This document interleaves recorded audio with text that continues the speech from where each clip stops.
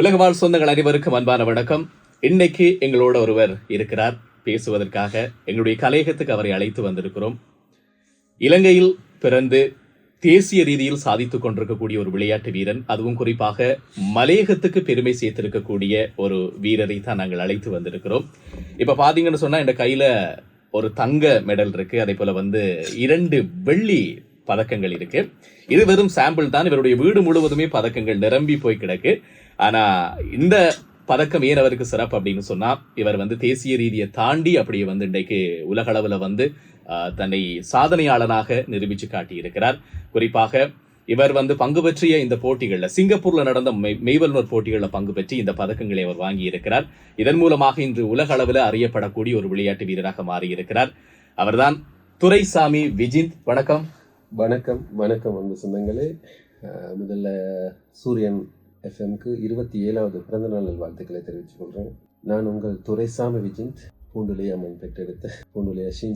சத்தமாவே சொல்லுங்க, பெருமையாவே சொல்லுங்க, உங்களோட ஊரு சத்தமா சொல்லுங்க. பூண்டுலை அஷீன் பழைய தோட்டத்தை பிறப்புமாக கொண்டு சர்வதேச அளவில் சென்று இன்று தங்கத்தையும் வெள்ளியையும் சுமந்து கொண்டு உங்கள் மத்தியில் ஒரு நேர்காணலில் சந்திப்பதில் பெருமையாகவும் மகிழ்ச்சியாகவும் இருக்கின்றேன். சந்தோஷம். அவருடைய அந்த பேச்சு, அவருடைய ஆரம்பமே தெரியும். அவர் எவ்வளவு பெரிய சந்தோஷத்தில் இருக்கார் அப்படின்னு சொல்லி எங்களுக்கும் அவரோட பேசுறது, குறிப்பாக மக்களுக்கு அவரை இன்னும் கொண்டு போய் நெருக்கமா சேர்க்கிறது. இது எதுக்காக அப்படின்னு சொன்னால், விளையாட்டு துறையை நிறைய பேர் விரும்ப வேணும். குறிப்பாக மலையகத்தில் இருக்கக்கூடிய பல இளைஞர்கள் மலையகம் மட்டுமல்ல, எல்லா இடங்களிலும் இருக்கக்கூடிய, எல்லா பகுதிகளில் இருக்கக்கூடிய இளைஞர்களும் விளையாட்டு அப்படின்றது பெரிய அளவுல சாதிக்கணும் என்ற ஆசைகள் இப்போது குறைந்து வருவதாக நான் இவர்கிட்ட பேசிட்டு இருக்கும் போது எனக்கு சொன்னார். ஆகவே அவருடைய அறிமுகத்தை நாம பேசிட்டு இன்னும் நிறைய விஷயங்களை பேச போறோம். விஜித், நீங்க சொல்லுங்க, எப்ப ஆரம்பிச்சீங்க இந்த விளையாட்டு, உங்களுடைய இந்த பயணத்தை எப்ப ஆரம்பிச்சீங்க? பயணத்தை நான் பாடசாலை காலத்திலிருந்து ஆரம்பிச்சேன். எத்தனையாம் ஆண்டு? 1997 98 97ஆம் ஆண்டு கால அந்த காலங்கள்ல நான் 99 ஆண்டு தேசிய மற்ற போட்டிக்கு, பாடசாலை மற்ற போட்டி ஒன்றுக்கு நான் கலந்து கொண்டு வந்திருந்தேன். ஈட்டியர்கள் போட்டிக்கு பாடசாலை பூண்டுலையா தமிழ் மகா வித்தியாலயம். அன்று கந்தசாமி தேசிய பாடசாலையாக இருந்தது. இன்று பூண்டுலையா தமிழ் மகா வித்தியாலயமாக இருக்குது. சரி.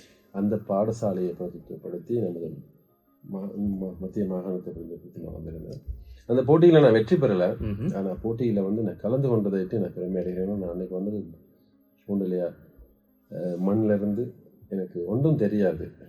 இல்ல விளையாட்டு போட்டியில மட்டும்தான் அந்த சந்தர்ப்பத்தில் மட்டும்தான் நமக்கான பயிற்சிகளை மேற்கொண்டு எந்த துறையில நமக்கான திறமைகள் இருக்கோ அந்த துறையில நம்மளை கொண்டு போவாங்க. அந்த வகையில தான் நான் அந்த போட்டிக்கு நான் வந்திருந்தேன். அந்த டைம்ல எனது ஆசிரியர் ஆண்டனிகா மற்றும் அதிபர் ஜான்சன் எல்லாருடைய ஒத்துழைப்போட நீங்க தேசிய அளவில் சாதிச்சிருக்கிறீங்க அந்த நேரம். சரி, நான் கேட்கிறேன், இந்த மெடலை பற்றி கொஞ்சம் சிறப்பா சொல்லிடலாம். என்னன்னு சொன்னா, இது உங்களுக்கு ஒரு வாழ்க்கையில், உங்களுடைய விளையாட்டு வாழ்க்கையில் இது ஒரு மிக முக்கியமான தருணம். இந்த மெடல் என்னென்ன போட்டிகளுக்காக உங்களுக்கு கிடைச்சது? நீங்க என்ன சாதனைகளை சிங்கப்பூர் மண்ணில் இலங்கை ரீதியாக நீங்க சாதிச்சீங்க அப்படின்றது கொஞ்சம் சுருக்கமா சொல்லுங்க. கண்டிப்பா. நான் இது எனக்கு 16வது சர்வதேச போட்டி. 16வது சர்வதேச போட்டி. கடந்த காலங்களில் ஒரு 6 போட்டியை சர்வதேச மட்டத்துக்கு செல்வதற்கான தகுதி அடைந்தும் போறதுக்கான பொருளாதார பின்னணிகள் இருந்துச்சு. சரி சரி. இந்த பதக்கங்களுக்கு நான் சொந்தக்காரனா இருக்கிறத விட எனக்கு அனுசரணை வளைக்கும் போது தான் எனக்கு சொந்தக்காரங்க, எனக்கு நல்லுள்ளங்கள், இந்த மக்கள், அவங்களுக்கு இந்த சந்தர்ப்பத்தில் நான் முதற்கண் நன்றியை தெரிவித்துக் கொள்வேன். ஏன்னா அந்த மாதிரி நல்லுள்ளங்கள் எனக்கு உதவி பண்ணலைன்னா இந்த இடத்துல எனக்கு இந்த ஒரு அழகான ஒரு சந்தர்ப்பம் கிடைச்சிருக்காது கண்டிப்பா. அதே போல எனது பயிற்சிப்பாளர், அதை விட குடும்பம், தாய் தகப்பன் உனக்கு இந்த துறையில போறதுக்கு வாய்ப்பு இருக்குது, நீ போ, அடுத்தடுத்த படியில் உனக்கு போகலாம் அப்படின்னு அவங்க முயற்சி பண்ணலைன்னா, நான் என்ன குடும்பத்தில் மூத்தவர், குடும்ப சுமைகள் என்னோட இருந்துச்சு. தங்கச்சி 2 பேர், குடும்பத்தை எப்படியோ ஒரு நல்வழி கொண்டு வரணும். சாதாரண குடும்பத்தில் பிறந்தவங்க, நடுத்தர குடும்பத்தில் உள்ள சுமைகள் இன்னைக்கு எல்லாரும் தெரியும். அதே சுமையும் அவ்வளோ வழியையும் கடந்து தான் இன்னைக்கு எல்லா குடும்பத்தையும் பார்த்துட்டு, வாழ்க்கையும் பார்த்துட்டு, நான் ஒரு விவசாயி, நான் அதை பெருமையாக சொல்கிறேன். விவசாயி, விவசாயம் சார்ந்த ஒரு தொழில் செஞ்சுட்டு குடும்பத்தையும் பார்த்துட்டு இன்னைக்கு சர்வதேச அளவுக்கு அங்கிருந்து போய் என்னால் சாதிக்க முடியும் என்றால் நமது இளைஞர்களுக்கு ஒவ்வொருத்தரும் மனது வச்சா சாதிக்க முடியும். சரி, இப்ப அடுத்த கேள்வியை நான் தான் வச்சிருந்தேன். என்னன்னா இப்ப நான் சாதனை ஒன்றை படைச்சிட்டாங்க அப்படின்னு சொன்னா அந்த சாதனையாளர்களை நோக்கி நாங்க எல்லாருமே பார்ப்போம், திரும்பி பார்ப்போம், அந்த வெளிச்சம் எல்லாம் கிடைக்கும். ஆனால் அந்த சாதனைக்கு பின்னால் இருக்கிற வலி வேதனை அது அவங்களுக்கு மட்டும்தான் தெரியும். மலையகத்துல பிறந்து நிறைய பொருளாதார சிக்கல்களுக்கு மத்தியில ஒரு நடுத்தர குடும்பத்துல பிறந்து இந்த அளவுக்கு அவர் வந்திருக்கார் அப்படின்னு சொன்னா அவர் சொன்ன மாதிரி இந்த நன்றி எல்லாமே குறிப்பாக இவர் சிங்கப்பூர் மண்ணுக்கு போயிட்டு இந்த போட்டிகளில் பங்கு பெற்றுவதற்கு உதவியாக இருந்த அத்தனை மக்களுக்கும் இந்த நேரத்துல என் சார்பாகவும் இலங்கை மக்கள் சார்பாகவும் நாங்களும் பெரிய நன்றியை சொல்லிக் கொள்றோம். சரி, இந்த மெடல் இல்ல, இந்த தங்கம் எதுக்கு வெற்றி பெற்றார்? இந்த போட்டி Singapore home of athletic international ஸ்டேடியத்தில் நடந்தது. இலங்கை சார்பாக 9 வீரங்களுக்கு சென்றிருந்தோம். அதுல குறிப்பிட்டு மலையகத்துல நானும் மணிவேல் சத்தியசீலன் நண்பர் தவிர்க்க முடியாத காரணத்துல நண்பர் இன்னைக்கு இங்க வர. சரி, அவர் இன்னொரு நாளைக்கு நான் கண்டிப்பா. தங்கம் எதுக்கு கிடைச்சது? இது எனக்கு கிடைச்சது சுற்றியர்கள் 12ஆம் தேதி நடைபெற்ற போட்டியில சுற்றியர்கள் போட்டியில முதலாம் இடத்தை பெற்று தங்கம் பெற்றேன். அப்ப இது வெள்ளி 13ஆம் தேதி நடைபெற்ற போட்டியில பருதி வட்டம் வீசுதல் போட்டியில காலையில் நடைபெற்ற போட்டியில அது 5000 மீட்டர் வேகநடை போட்டி.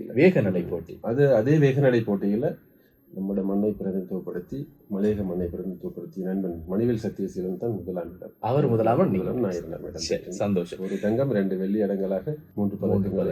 நிறைய பதக்கங்களோட வீட்டையும் இருக்கிறதா நீங்க சொல்லியிருந்தீங்க. நிறைய போட்டிகளை பங்கு பெற்றிருக்கிறீங்க. நான் கேட்கிறேன், இப்ப ஒரு விளையாட்டுத்துறை அப்படி இந்த மெய்வல்லுற போட்டிகளுக்கு வந்தா இப்ப சில பேர் ஓட்டம் ஓட்டம், சில பேர் இப்ப நீளம் பாயிரம்னா நீளம் பாயிரம், உயரம் பாயிரம்னா உயரம் பாயிறது. இப்போ ஒவ்வொரு விளையாட்டுகள்ல அவங்க சிறப்பா இருப்பாங்க.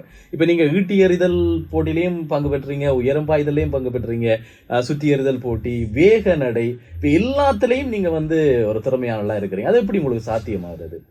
உண்மையா நான் சொல்ல போனா, நான் பாடசாலை காலத்துல நான் படிக்கும் போது முதல்ல நம்ம ஊர்ல ஒரு வாலிபால் விளையாண்டுருந்தேன். நான் அன்னைக்கு சாதாரணமா ஒரு கிரிக்கெட் பிளேயரை தான் நான் அறிமுகமா. அதான் கேட்டேன், கிரிக்கெட் தான் எல்லாருக்குமே டக்குன்னு அறிமுகமா அதுதான் போவாங்க. ஸ்டார்டிங்கா தான் நான் அன்னைக்கு ஃபர்ஸ்டா ஒரு man of the match trophy ஒன்று வாங்கும்போது நான் நினைக்கல நம்ம துறை ஸ்போர்ட்ஸ்ல முன்னுக்கு போகலாம் அப்படின்னு. சாதாரண பொழுதுபோக்கா விளையாண்டுட்டு இருந்தோம். அதை அடுத்து அந்த வாலிபால் கரப்பந்தாட்ட மைதானத்துக்கு விளையாடு வரும்போது வாய்ப்பு கிடைக்காது. மூத்தவர்கள் ரொம்ப சிறப்பாக விளையாடுவாங்க. அதுக்கான அவங்களோட ஈடு கொடுத்து விளையாடுற அளவுக்கு நாங்க இல்லை, சிறுவர்கள் நாங்க. பார்த்து கொண்டு தான் இருப்போம், அவங்க விளையாடுவாங்க. அந்த இடத்துல என் மைண்டு தோணுச்சு, கண்டிப்பா மனசுல ஒரு எண்ணம் தோணுச்சு, இந்த இடத்துல நான் ஒரு விளையாட்டு வீரனா இருக்கணும். அது எப்படி நான் உருவாக்குறதுங்க, என்ன நான் செதுக்கணும், அந்த இடத்துல இருக்கணும் அப்படின்னு நாங்க ஒரு ஹீரோ ஆகணும். அங்கே குறிப்பிட்ட பெரிய ஜாம்பவான்கள் இருந்தாங்க, ராஜேந்திரன், முக்கியமான நிறைய பேர் இருந்தாங்க. அந்த இடத்துல நான் போயிட்டு நிற்கணும் அப்படின்ற முதல்ல அதான் என்ன ஊக்குவிச்சது. சரி, அப்ப அப்படி இருந்து நீங்க எல்லா விளையாட்டுகளையும் விளையாடக்கூடிய ஒரு ஆளா அவங்கள வளர்த்து கொண்டு கிரிக்கெட்ல தன்னை உருவாக்கி கொண்டு, அதே போல நான் என்ன தேசிய சர்வதேச மட்டத்துல இன்னைக்கு மெய்வனர் விளையாட்டு வீரா தெரிஞ்சதுக்கான மூல காரணமே நான் கரப்பந்தாட்ட வீரர். மத்திய மகான் அணி அதையும் விடல, நீங்க இப்ப குழு விளையாட்டையும் விடல. மத்திய மகான் அணியில நான் 9 வருடமா விளையாண்டுருக்கேன். கடற்கரை கரப்பந்தாட்டம் விளையாண்டுருக்கேன். போட்டியில நான் பங்கு பற்றி இருக்கிறேன். சகலதுறை ஒரு வீரரோட தான் நாங்க பேசி கொண்டிருக்கிறோம். சந்தோஷம். அப்ப அதன் ஊடாகத்தான் தேசிய மட்ட போட்டிக்கு மெய்வனர் போட்டிக்கு என்ன பாடசாலையில இனம் கண்டாங்க. ஒவ்வொருத்தரையும் இந்த இதை விட இது உனக்கு பொருந்தும் அப்படின்னு யாராவது சொன்னாங்க. நம்மளோட பாடசாலை அன்னைக்கு இளம் விளையாட்டு பொறுப்பதிகாரி இருந்து ஆசிரியர் என்று இன்னைக்கு அவங்க நம்ம இங்க இல்ல ஆஸ்திரேலியா இருக்கிறாங்க. ஆனா அவங்களோட ஆசீர்வாதம் என்னைக்குமே இருக்கு. நம்மளை உருவாக்கின மனோகரன், விஜயதேவி, மனோன்மணி, விஜயகுமார் சார், ரவீந்திரன், இன்னைக்கு அவர் கொத்மலை வலைய விளையாட்டுக்கு பொறுப்பாக இருக்கிறாரு. கண்டிப்பா மனதார வாழ்த்து சொல்லணும். அவர் என்னைக்கும் அவருடைய வாழ்த்துக்கள் ஆசீர்வாதங்கள் இருக்குது. அவர் சொல்லுவாரு, உனக்கான நல்ல ஒரு இடம் இருக்கு, இயல்பா தோல்ல கை பிடிச்சுப்பாரு. அவரை கண்டாவே ஒரு பயம் இருக்கும், நமக்கு சரியான பயம். இல்ல, நீங்க பேசுற போது நான் யோசிக்கிறேன் சொன்னா, எல்லாருக்கும் நன்றியோட இருக்கிறீங்க. உங்களை யாரெல்லாம் வளர்த்து விட்டாங்களோ, யாரெல்லாம் உதவியா இருந்தாங்களோ அவங்களுக்கு எல்லாம் நன்றியோட இருக்கிறீங்க. அந்த கீழ்ப்படிவு இப்ப பேசும்போது, அவரை பற்றி பேசுகிற போது, உங்களுக்கு உங்களோட வாழ்க்கையில ஒரு மாற்றமா இருந்தபோது, இந்த பணிவும் உங்கள்கிட்ட இருக்கக்கூடிய இந்த ஒரு பொறுப்பும் தான் உங்களை இந்த அளவு கொண்டு போச்சுது அப்படின்னு சொல்லி நான் நம்புறேன். சரி, இப்ப நான் உங்கள்கிட்ட கேட்கிற கேள்வி, இப்ப சாதனைக்கு பின்னால இருக்கக்கூடிய சோதனை அப்படின்னு சொல்லுகிற போது, அது நீங்க இந்த நேரத்துல சொல்லுகிற போது நிச்சயமா அதை பார்த்து கொண்டிருக்கிற இந்த விளையாட்டுத்துறையில சாதிக்கணும்ன்ற ஆட்களுக்கு ஒரு நல்ல உத்வேகமா இருக்கும். நீங்க வாழ்க்கையில் நிறைய சந்திச்சிருப்பீங்க, அதுவும் பொருளாதார ரீதியாகவும் சரி, இப்ப நீங்க வேற வேற விதங்கள்லயும் அந்த குடும்ப ரீதியாகவும் சரி, பல சிக்கல்கள் உங்களுக்கு இருந்திருக்கும். நீங்க இந்த இடத்துக்கு வாரத்துக்கு தாண்டிய தடைகள் அப்படின்ற போது உங்களுக்கு மறக்க முடியாத ஒரு வேதனையான ஒரு கட்டம் இருக்கும் இல்லையா? இதுக்கு பிறகு எப்படி நான் என்ன செய்யறது, எனக்கு எதுவுமே வழி இல்லை அப்படின்னு நீங்க யோசிச்ச ஒரு தருணம் ஏதாவது இருக்கும்? நிறைய இருக்கும், அதுல உங்களுக்கு மறக்கிறாது? இல்லை, ஒவ்வொரு தருணமும் நான் பல சர்வதேச போட்டிக்கு போயிட்டு இன்னைக்கு சர்வதேச போட்டியில் 60க்கும் மேற்பட்ட பதக்கங்கள் இருக்குது. இந்தியா நிறைய நாடுகளுக்கு போயிருக்கோம். நிறைய நாடுகளில் போய் ஒவ்வொரு முறையும் அந்த அந்த தடைகளை தாண்டி தகர்த்தெறிஞ்சு தான் போகிறோம். அந்த தகர்த்தெறிஞ்சு போகிறதுக்கான உதவிகளை கடைசி நிமிஷம் வரைக்கும் நமக்கு உதவி பண்ணது அந்த ஆண்டவன், நம்ம மனித ரூபத்தில் மனிதர்கள் மூலமா என்னை நான் முழுமையாக நம்பினேன். நம்ம போகிற பாதை சரி, இதற்கான உதவி எங்கேயோ கிடைக்கும், என்னைக்கும் நான் சலைச்சிடக்கூடாது.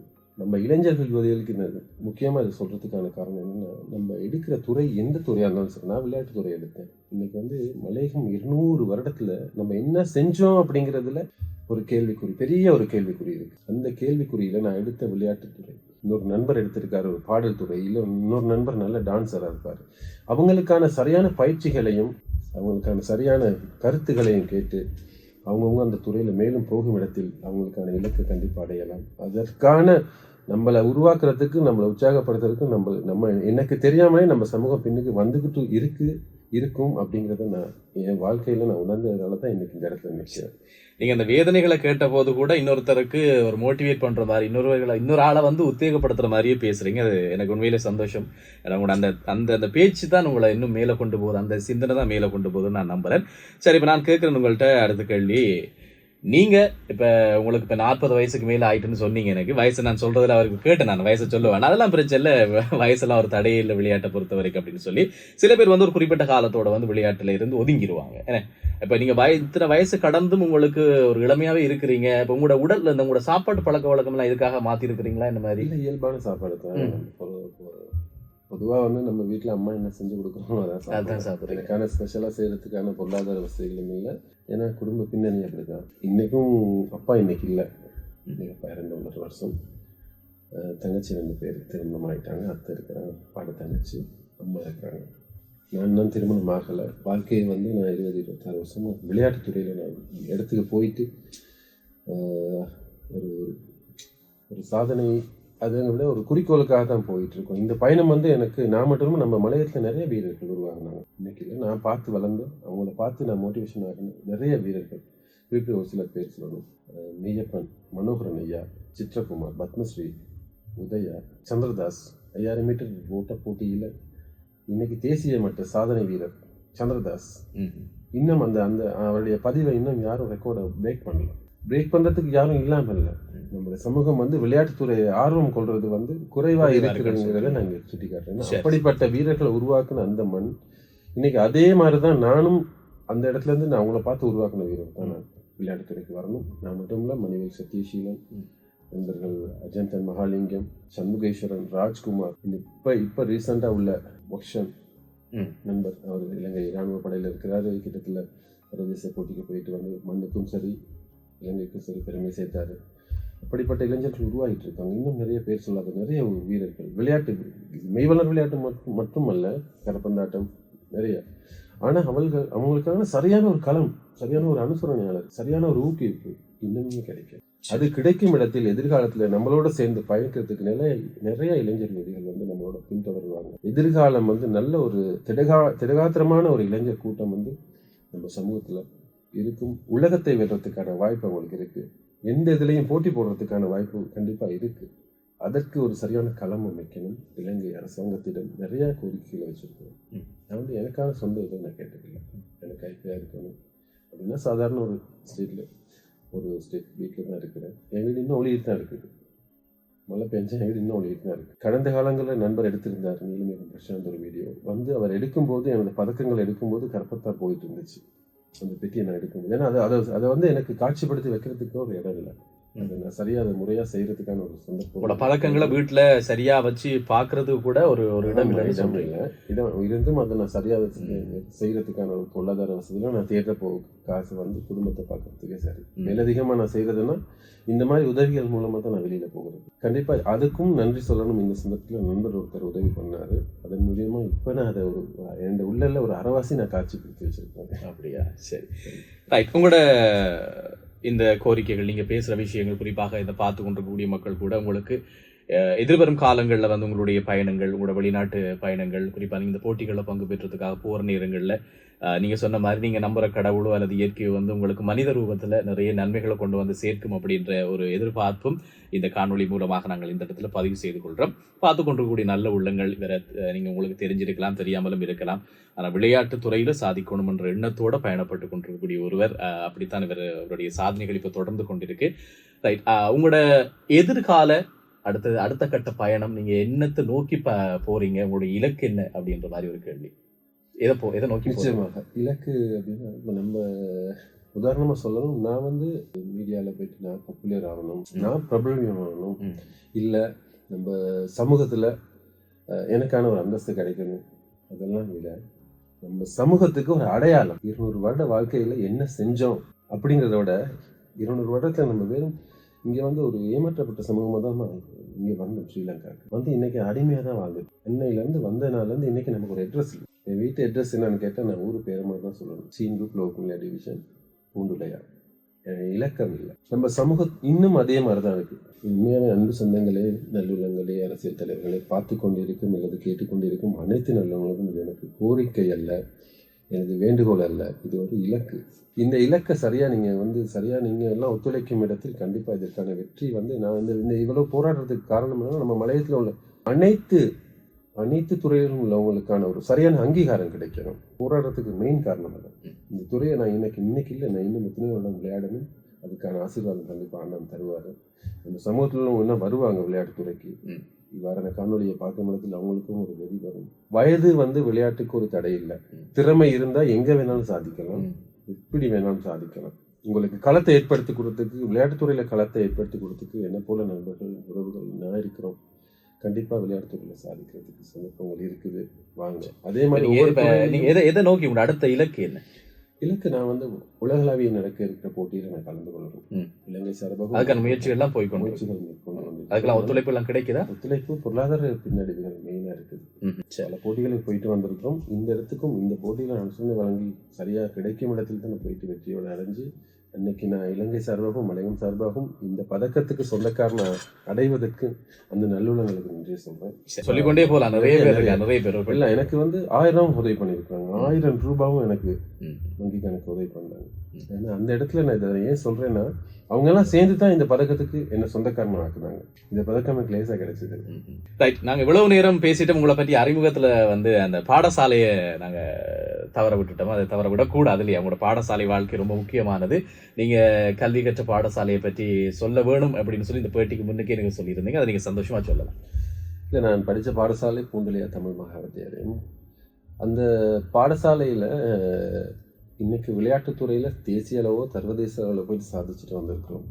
நான் பல இவ்வாறான நேர்காணலில் நான் சொல்லியிருக்கேன். இதுவரைக்கும் என் பாடசாலைக்கு ஒரு மைதானம் கிடைச்சிது. அந்த 20-25 வருடமாக நான் விளையாண்டதும் வந்து இப்போ ஒரு ஸ்போர்ட்ஸ் மீட் நடக்கும்னா இன்னொரு பாடசாலையிலையோ இல்லை பொதுவான கிரவுண்டில் போயிட்டு பேசி அவங்க டைம் கொடுத்தா தான் அதுக்கான ஸ்போர்ட்ஸ் மீட் நடக்கும். இல்லைன்னா அது வந்து ஒரு ட்ரிப், சுற்றுலா இதுவாக மாறிடும். அந்த விளையாட்டு போட்டி இங்கே நடக்காது. ஒரு பாடசாலையில் அடுத்த ஷோனல் மீட்டுக்கு போகிறதுன்னா அந்த இடத்துல செலக்ட் பண்ணி மட்டும்தான் போகும். அவ்வாறு எதிர்காலத்தில் இருக்கக்கூடாது. நான் என் பாடசாலை மட்டும் நான் குறிப்பிட்டு சொல்லலை, மலையகத்தில் உள்ள அனைத்து விதமான பாடசாலைகளும், சகோதர மொழி பாடசாலைகளில் நிறைய பாடசாலைகளுக்கான மைதானங்கள் நிறைய இருக்குது. நம்ம அரசியல் தலைவர்கள் இதில் வந்து முக்கியமாக அவங்க முன்னின்று, இவ்வாறு நலன் விரும்பிகள் முன்னின்று நம்ம பாடசாலைக்கான விளையாட்டு மைதானத்தை உருவாக்கும். ஏன்னா விளையாட்டு வந்து ஒரு பொழுதுபோக்கு இல்லை. விளையாட்டுன்றது வந்து வாழ்க்கையை தீர்மானிக்கிறது, வாழ்க்கையை திருப்பி போடுறது. திடகாத்திரமா இருந்தால் மட்டும்தான் இன்னைக்கு வந்து ஒரு இடத்த ஒரு நம்ம திருப்தியா சாப்பிட்றதுக்கும் நம்ம திடகாத்திரமா இருக்கணும், இல்லைன்னா சாப்பிடலாம். அந்த திடகாரத்தை உருவாக்குறதுக்கு சரியான ஒரு சந்தர்ப்பத்தையும் களத்தையும் அமைச்சு கொடுங்க. அந்த களத்தின் மூலமாக எதிர்காலத்தில் நல்ல சமுதாயத்தை, திடகாத்திரமான சமுதாயத்தை உருவாக்கலாம். உங்களோட ஒவ்வொரு பேச்சுகள்லையும் வந்து நீங்க உங்களோட ஊரை பற்றி, உங்க மலையகத்துல ஒரு மாற்றம் வர வேண்டும், நல்ல விஷயங்கள் வரணும்ன்றது அடிக்கடி சொல்லிட்டே இருக்கிறீங்க. அந்த நல்ல எண்ணத்துக்காகவே உங்களுக்கு நிச்சயமாக நிறைய நல்ல விஷயங்கள் நடக்கும். நான் இன்னொரு கேள்வி கேட்கிறேன் உங்கள்கிட்ட. நீங்க விளையாட்டுத்துறைக்கு இப்போ விளையாட ஆரம்பிச்ச காலத்துல நீங்க வந்து குறிப்பாக வந்து மலையகத்தை கேட்கிறேன், அங்க இருக்கக்கூடிய இளைஞர்கள் விளையாட்டுத்துறையில காட்டிய ஆர்வம் இப்ப நீங்க இந்த 26 வருடங்களை கடக்கிற போது அதே அளவுக்கு ஆர்வத்தோட இளைஞர்களை பார்க்க முடியுதா, அல்லது திசை மாறி வேற பக்கங்களுக்கு போறாங்களா, அது எண்ணிக்கை குறைஞ்சிருக்கா? நிச்சயமா அன்னைக்கு இருந்த அந்த கிரௌட் இன்னைக்கு இல்லை இல்ல கண்டிப்பா. ஏன்னா இன்னைக்கு வந்து சமூகம் வந்து நம்ம வந்து நவீன யுகம்னு போயிட்டு என்னத்தான் நவீன யுகமா நம்ம வந்து சோறு தான் திருப்தியா சாப்பிடுறோம். என்னென்ன விவசாயம் செய்யற அந்த சாப்பாடை தான் நம்ம சாப்பிட வேண்டியதா இருக்கு. இல்ல நான் கேட்கிறேன் என்னன்னா அந்த இளைஞர்கள் வந்து என்னென்ன பல பேர் வந்து மது போதை அப்படி போறாங்க, சில பேர் வந்து போன்லயே தொலைபேசியோடய போகுது. அப்ப எண்ணிக்கை வந்து குறைஞ்சு போகுது, எண்ணிக்கை குறைஞ்சு போகுது. அன்னைக்கு நான் விளையாடும் போது அந்த மைதானத்துல போனா நமக்கான வாய்ப்பு கிடைக்காது. அவ்வளவு ஒரு பார்வையாளரை மட்டும் தான் வெளியே நின்று பார்க்கணும். கிடைச்சாலும் ஒரு உள்ளுக்கு அந்த மைதானத்துல விளையாடும் போது நான் ஒரு பிழை பண்ணேன்னு உடனே வெளியில எடுத்துருவாங்க. அடுத்தாலும் அங்கே ரெடியா இருப்பாங்க. அந்த அளவுக்கு ஆர்வம் இருந்தாங்க. இன்னைக்கு மைதானங்கள் இருக்கு, இதுவா கரப்பந்தாட்ட மைதானங்கள் நிறைய இருக்குது. ஆனா வீரர்கள் எல்லாம் வீணா போயிட்டு திரும்பி வந்து எல்லாம் காடாக கிடக்கு, சுத்திகரிக்கப்பட்ட நிலையில. இதை தவிர இளைஞர் யோதிகள் வந்து விளையாட்டுத்துறைக்கு ஆர்வம் கூடுதலாக ஈடுபடணும். அதற்கு பிரதானமா மலையக பிரதேசத்துல மட்டுமல்ல, இலங்கையில நம்ம சமூகத்துல அவ்வளோ பேருக்கும் தடகள மைதானம் ஒன்று உருவாகணும். தடகள மைதானம் இன்னைக்கு கிரிக்கெட் இருக்கு. கிரிக்கெட் வந்து நம்ம எத்தனை வீரர்கள் இன்னைக்கு கிரிக்கெட்ல வந்து தேசிய அளவுக்கோ சர்வதேச அளவுக்கு போயிருக்கிறாங்க. தேசிய அணியில் எத்தனை வீரர்கள் இருக்கிறாங்க இலங்கை சார்பாக, நம்ம சமூகத்தை சார்ந்தவர்கள். இயலாது, போக இயலாது. கரப்பந்தாட்டத்தில் இருக்கிறாங்க, அதற்கு வந்து வீரர்கள் உள்வாங்கணும். ஆனா மெய்வளர் போட்டி வந்து நான் தான் டிசைட் பண்ணணும். எனக்கு திறமை இருக்கு, நான் அந்த இடத்துல போகலாம், நான் முயற்சி பண்ணா போகலாம். குழு விளையாட்டு வந்து 6 பேரும் ஒத்துழைச்சா தான் குழு விளையாட்டுல போகலாம். ஆனா இது நான் தான் டிசைட் பண்ணணும். பிரசாந்த் நான் நினைச்சேன், நீங்க என்னால முடியும், 100 மீட்டர் என்னால ஓட முடியும் நீங்க நினைச்சீங்க, நீங்க ஜெயிச்சிருவீங்க. நான் அப்படிதான். அதே மாதிரி ஒவ்வொரு இளைஞர் யோதிகளும் நீங்க நினைக்கணும், நான் வந்து தடகள வீரர் ஆகணும். அதற்கு சரியான ஒரு மைதானத்தை அமைச்சு கொடுக்கணும்.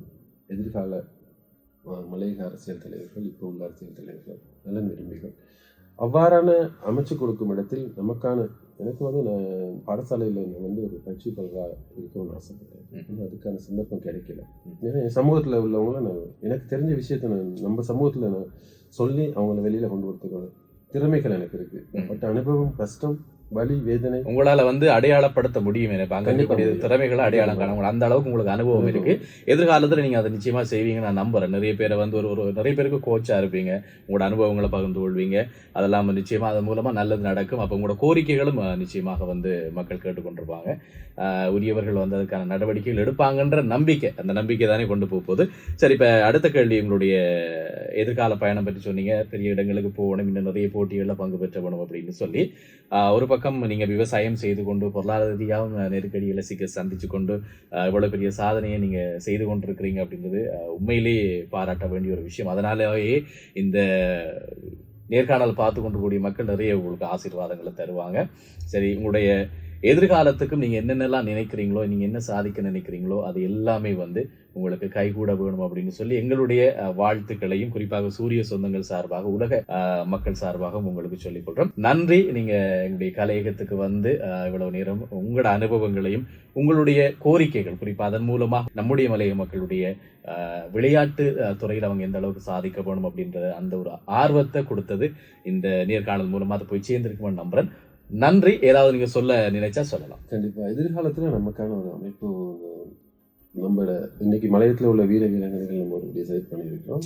எதிர்காலத்தில் மலையகத்தில் தேசிய மற்றும் சர்வதேச விளையாட்டு சங்கம் ஒன்று உருவாக்கி அதன் மூலமாக நிதிகளை, நிவாரண நல்லுள்ளங்கள் வந்து நிறைய கல்விக்கான உதவி பண்றாங்க, நிறைய விஷயங்கள் செய்யறாங்க. விளையாட்டுத்துறைக்கும் பண்றதுக்கு நிறைய பேர் இருக்காங்க. சரியான ஒரு அமைப்பு இல்லை. அந்த அமைப்பை உருவாக்கும் இடத்தில் கண்டிப்பா எதிர்காலத்துல அந்த அமைப்பினூடாக நிதி உதவிகளை பெற்று சர்வதேச போட்டிக்கு செல்றதுக்கான சந்தர்ப்பம் நிறைய இளைஞர்களுக்கு வரும். அமைப்புக்கு கூடிய சீக்கிரத்தில் உதயமாகுவதற்கான ஒரு வாய்ப்பு இருக்குது. ஏன்னா கிரிவலம் அறக்கட்டளை ஐயா, சாபக ஐயா தன்னால முடிஞ்ச மலையத்துக்கு விளையாட்டுத்துறையை சாதிக்கிறதுக்கான வேலைகளை நான் செஞ்சு தரேன் அப்படின்னு சொல்லியிருக்காரு. கண்டிப்பா நடக்கும். அதே போல இவ்வருடம் வந்து 23வது ஆசிய மேல்வர் போட்டி வந்து இந்தியாவில் நடக்க இருக்கு. போட்டிக்கும் நானும் மணிவேல் சத்தீஷனும் மலையம் சார்பாக தெரிவு செய்யப்பட்டேன். ரொம்ப பெருமையா சொல்றேன். ஆசிய மேல்வர் போட்டி இந்தியா தமிழ்நாட்டில் சென்னையில் நடக்குது. நவம்பர் மாதம் 3ஆம் தேதி தொடக்கம் 12ஆம் தேதி வரை. அப்போட்டிக்கும் கண்டிப்பாக நிதி பிரச்சனைகள் இருக்குது. ஆனால் அது ஒரு பக்கம் ஆண்டவன் ஏதோ ஒரு வழியில் நமக்கு உதவி பண்ணுவார். அந்த போட்டிக்கு கண்டிப்பாக செல்வோம். வெற்றியோட இன்னும் ஒரு அழகான இவ்வாறான ஒரு நேர்காணலில் சந்திக்கும் வரை அந்த ஆண்டவனுக்கும் அண்ணா பிரசாந்த் அண்ணாவுக்கும் நமது உலகத் தமிழர்கள் எங்கும் ஒலித்து கொண்டிருக்கும் சூரியனுக்கும் நேர்களுக்கும் நன்றி கூறி விடைபெறுகிறேன். நான் உங்கள் துரைசாமி விஜித். நன்றி, வணக்கம். நன்றி. நீங்க சொன்ன மாதிரி இன்னொரு அழகான சந்தர்ப்பத்தில் இன்னும் நிறைய சாதனைகளோட இன்னும் நிறைய மெடல்ஸோட உங்களை சந்திக்கணும்னு நானும் ஆசைப்படுறேன். சூரிய சொந்தங்கள்ல எல்லாருக்கும் இதை பார்த்து கொண்டு கூடிய உலக மக்கள் எல்லோருக்கும் நன்றி. இந்த நேர்காணல் எதுக்கு அப்படின்னு சொன்னா, ஏற்கனவே சொன்ன மாதிரி தான் சாதனையாளர்கள் எங்க இருந்தாலும் அவங்களை கண்டுபிடிச்சு அவங்களை ஊக்கப்படுத்த வேண்டிய பொறுப்பு எல்லோருக்கும் இருக்கு. எங்களால் பொருளாதார ரீதியாக உதவிகள் செய்ய முடியாட்டாலும் கூட எங்களுடைய ஆசீர்வாதங்கள் அல்லது இப்படியான திறமையானவர்களை வெளிச்சத்துக்கு இன்னும் அதிகமாக அவளை வெளி உலகத்துக்கு கொண்டு வருகிற போது, அவர்களை அடையாளப்படுத்துகிற போது இதை பார்க்கக்கூடிய இளைஞர்கள், யுவதிகள் அவர்களுக்கு ஒரு ஊக்கமாக இருக்கும். அதற்காக மட்டும்தான். ஆகவே இந்த பேட்டியை இதோடு முடிச்சுக்கொள்வோம். இன்னும் ஒரு அழகான பேட்டியில சந்திப்போம். வணக்கம்.